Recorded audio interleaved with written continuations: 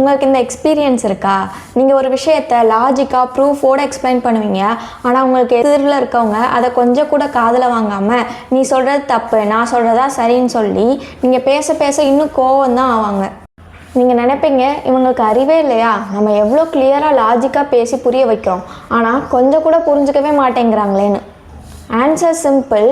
நீங்கள் ஐ டிஸ்அக்ரின்னு சொன்ன உடனே அவங்க பிரெயினில் இருக்க ஷட் டவுன் பட்டன் ஆன் ஆகிடும். அதுக்கப்புறம் நீங்கள் ஆல்பர்ட் ஐன்ஸ்டைன் லெவலுக்கு லாஜிக் பேசினாலும் வேஸ்ட்டு தான். இந்த சுச்சுவேஷன் நீங்கள் உங்களுடைய பேரண்ட்ஸ் இல்லை ஃப்ரெண்ட்ஸ் இல்லை உங்களோட லைஃப் பார்ட்னரோட பேசிகிட்டு இருக்கும்போது ஃபேஸ் பண்ணியிருப்பீங்க. ஒரு சாதாரண கான்வர்சேஷன் ஆர்குமெண்ட்டாக மாறி கடைசியில் நீங்கள் சொன்ன பாயிண்ட்ஸ்க்கு வேல்யூவே இல்லாமல் போயிடும். ஸோ இந்த மாதிரிலாம் நடக்காமல் ஒரு ஆர்குமெண்ட்டில் உங்களோட பாயிண்ட்ஸை எப்படி மற்றவங்க வேல்யூ பண்ண வைக்கிறது அண்ட் மற்றவங்கள நம்ம சொல்கிறத எப்படி கேட்க வைக்கிறதுன்றதை பற்றி இந்த டைரி ஆஃப் ஏ சிஇஓ புக்கிலேருந்து லா 3 யூ மஸ்ட் நெவர் டிஸ்அக்ரின்ற லா மூலியமாக ஒரு சொல்யூஷனாக இந்த வீடியோவில் பார்க்க போகிறோம். இது வெறும் ரிலேஷன்ஷிப் அட்வைஸ் இல்லை, இது ஒரு neuro science hack. Let us dive இன்.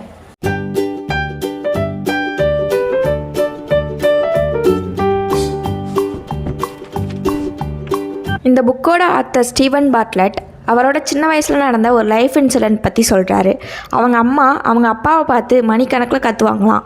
ஆனால் அவங்க அப்பா என்ன பண்ணுவாராம், எதுவுமே காதில் வாங்காத மாதிரி டிவி பார்த்துட்டு இருப்பாராம், இல்லைனா கார் எடுத்துகிட்டு வெளியே போயிடுவாராம். He just ignored her. Fast forward 20 years. இப்போது ஸ்டீவனோட லைஃப். அவருக்கு ஒரு கேர்ள் ஃப்ரெண்ட் இருக்காங்க, சேம் ப்ராப்ளம். கேர்ள் ஃப்ரெண்ட் கத்துறாங்க. ஸ்டீவன் என்ன பண்ணுறாருன்னா அவருடைய அப்பா பண்ணதே தான் பண்ணுறாரு. He tried to ignore her. ஒரு நாள் சண்டை பீக்கில் போது ஸ்டீவன் பயந்து போய் என்ன பண்ணுறாரு தெரியுமா, அவரோட அலமாரியில் போய் ஒளிஞ்சுக்கிறாராம். வெளியில் அவங்க கேர்ள் ஃப்ரெண்ட் கத்திட்டே இருக்காங்க, உள்ளே அவர் 5 AM வரைக்கும் ஒளிஞ்சிட்டு உட்காந்துருக்காராம். இமேஜின் பண்ணி பாருங்கள். ஆனால் அடுத்து நடந்த சண்டையில் அவர் அவங்க அப்பாவை மாதிரி நம்ம இருக்கக்கூடாதுன்னு ட்ரை பண்ணி சரி நம்ம லாஜிக் பேசி புரிய வைக்கலான்னு ட்ரை பண்ணுறாரு. பட் அதுவுமே ஒர்க் அவுட் ஆகலை. ஆப்வியஸ்லி அந்த பொண்ணு இப்போ அவருடைய எக்ஸ் கேர்ள் ஃப்ரெண்ட். அப்போ தான் ஸ்டீவனுக்கு ஒன்று புரிஞ்சுது, லாஜிக் பேசுகிறது சரி இக்னோர் பண்ணுறது சரி ரெண்டுமே ஃபெயிலியர் தான். ஒய்? இங்கே தான் சயின்ஸ் என்ட்ரி ஆகுது. ஷாரட்னு ஒரு ஃபேமஸ் நியூரோ சயின்டிஸ்ட் 42 பீப்புள்ஸ் வச்சு ஒரு ஸ்டடி பண்ணாங்க. ரெண்டு பேராக பேர் பண்ணி அவங்க தலையில் பிரெயின் ஸ்கேனர் மாட்டி அவங்களுக்கு ஒரு ரியல் எஸ்டேட் ஃபோட்டோவை காட்டினாங்க. இந்த வீடு எவ்வளோ ரேட் போகும்னு கெஸ் பண்ண சொன்னாங்க. ரிசல்ட் என்ன தெரியுமா, 2 பேரும் ஒரே மாதிரி ரேட் சொல்லி அக்ரி பண்ணிக்கும்போது அவங்க பிரெயின் லைட்டப் ஆச்சு, காக்னிட்டிவ்லி ரெசெப்டிவாக ஓப்பனாக இருந்தாங்க. ஆனால் ஒருத்தர் சொன்ன ரேட்டை இன்னொருத்தர் டிஸ்அக்ரி பண்ணும்போது the brain literally shut down. நீங்கள் எப்போ ஐ டிஸ்அக்ரின்னு சொல்கிறீங்களோ அப்போவே உங்கள் எதிரில் இருக்கவங்களோட பிரெயின் ஃப்ரீஸ் ஆகிடும். அவங்க லாஜிக்கை ப்ராசஸ் பண்ணுறதுக்கான திறமையை இழந்துடுவாங்க. புக்கில் அழகாக சொல்கிறாங்க, trying to argue with logic when someone is angry is like throwing a petrol on a bonfire. So டிஸ்அக்ரிமெண்ட்ஸே வராதா? கண்டிப்பாக வரும். ஆனால் ஹேண்ட்லிங் மெத்தட்ஸ் தான் மாற்றணும். So here is the secret formula. Unhealthy கான்ஃப்ளிக்ட்னா 2 பேர் சேர்ந்து சண்டை போட்டுக்கிறது.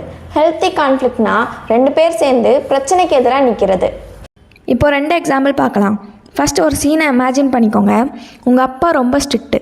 அவருக்கு லைஃப்பில் ரொம்ப பெரிய ஆசை உங்கள் பேருக்கு முன்னாடி டாக்டர்னு போட்டு பார்க்கணுன்னு. ரிலேட்டிவ்ஸ் கிட்ட எல்லாம் சொல்லி வச்சிட்டாங்க. நீங்களோ பிளட்டை பார்த்தாலே மயக்கம் வர ஆள், உங்களுக்கு இன்ஜினியர் தான் உயிர். இப்போது அப்பா எனக்கு டாக்டர் சீட் வேணான்னு சொல்லணும். எப்படி சொல்லுவீங்க? ஃபஸ்ட்டு ராங்கான வே என்னன்னு பார்ப்போம். அப்பா உங்களுக்கு புரியவே புரியாது, எனக்கு பயாலஜி வராதுன்னு தெரியும்ல, என் லைஃப்பில் ஏன் ஸ்பாயில் பண்ணுறீங்க, நான் இன்ஜினியர் தான் படிப்பேன்.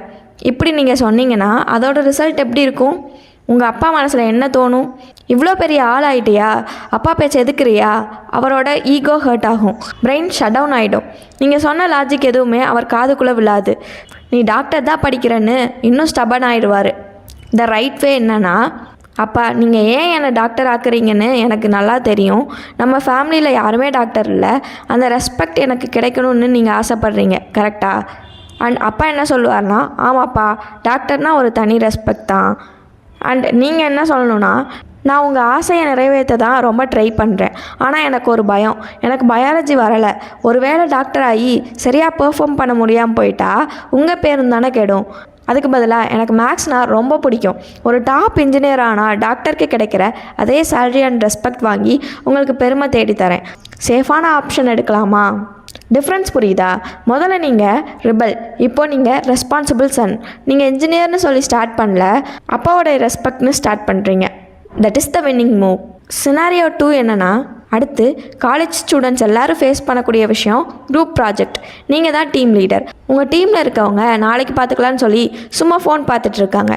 டெட்லைன் நெருங்குது. அவங்கள எப்படி வேலை வாங்குறது? இந்த ராங்கான வே என்னென்னா, ஹே கொஞ்சம் கூட அறிவே இல்லையா, நாளைக்கு ரிவ்யூ இருக்குது, இன்னும் யாரும் பிபிடி பண்ணல, நீங்கள் எல்லாம் வேஸ்ட், ஒழுங்காக வேலையை பாருங்கன்னு நீங்கள் சொன்னீங்கன்னா அதோட ரிசல்ட் எப்படி இருக்குன்னா, அவங்க மனசில் என்ன நினைப்பாங்க, இவன் என்ன பெரிய இவனா, இவனுக்கு பயந்து வேலை செய்யணுமான்னு அவங்க பிரெயின் டிஃபென்சிவ் மோடுக்கு போயிடும். ஒர்க் பண்ண மாட்டாங்க, இல்லை சும்மா பேருக்குன்னு ஒர்க் பண்ணி கொடுத்துட்டு போயிடுவாங்க. இந்த ரைட்டான வே என்னென்னா, இது ஃப்ரெண்ட்லியாக, மச்சான் எனக்கு தெரியும் இன்டர்னல் ப்ரெஷர் ரெக்கார்ட் நோட்னு நீ ரொம்ப பிஸியாக இருப்ப. உங்கள் டீம்மேட் என்ன சொல்லுவாங்க, ஆமாம் மச்சான் உண்மையாகவே நிறைய ஒர்க் இருக்குது அப்படின்னு. அதுக்கு நீங்கள் என்ன சொல்லலைன்னா, உடனே நீங்கள் ஆனால் நாளைக்கு மட்டும் நம்ம ஒர்க் ஆவரேஜாக இருந்தால் ரீடூ போட்டாங்கன்னு வச்சுக்கோ, நம்ம திரும்ப ஃபஸ்ட்டில் இருந்து பண்ணணும் எல்லாத்தையும்.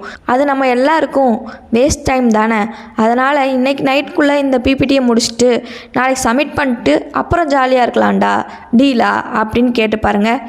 இங்கே நீங்கள் பாஸ் இல்லை, நீங்கள் பார்ட்னர். நீங்கள் அவங்கள திட்டலை, ப்ராப்ளம் என்னன்றதை ஹைலைட் பண்ணுறீங்க. Now they will work with you, not against you. இந்த 2 ஸ்டோரிலையும் பார்த்தீங்களா, யூ மஸ்ட் நெவர் டிஸ்அக்ரிங்கிற லாவை யூஸ் பண்ணி ஆப்போசிஷனை எப்படி கோஆப்ரேஷனாக மாற்றணும்னு. Words are bridges, not barriers. Try பண்ணி பாருங்கள். அடுத்த வாட்டி ஆர்கியூ பண்ணும்போது யூ ஆர் ராங் அல்லது ஐ டிஸ்அக்ரின்னு சொல்லி ஸ்டார்ட் பண்ணாதீங்க. Start with common ground. அவங்க சொன்ன விஷயங்களில் எது உங்களுக்கு கொஞ்சம் சரின்னு படுதோ அதை முதல்ல சொல்லுங்கள்.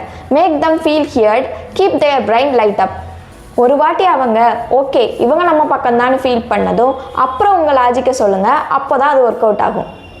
லாஸ்ட்டாக இந்த கோட்டோட முடிக்கிறேன்.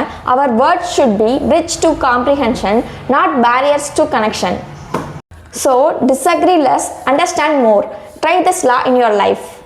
இந்த வீடியோ உங்களுக்கு ரொம்ப யூஸ்ஃபுல்லாக இருந்துச்சுன்னா லைக் பண்ணுங்கள், கமெண்ட் பண்ணுங்கள். நீங்கள் யார் கூட ரொம்ப அதிகமாக ஆர்கியூமெண்ட் பண்ணுறீங்களோ அவங்களுக்கு இந்த வீடியோவை ஷேர் பண்ணுங்கள். For more useful content subscribe to Madhumitha talks and ta-ta bye by.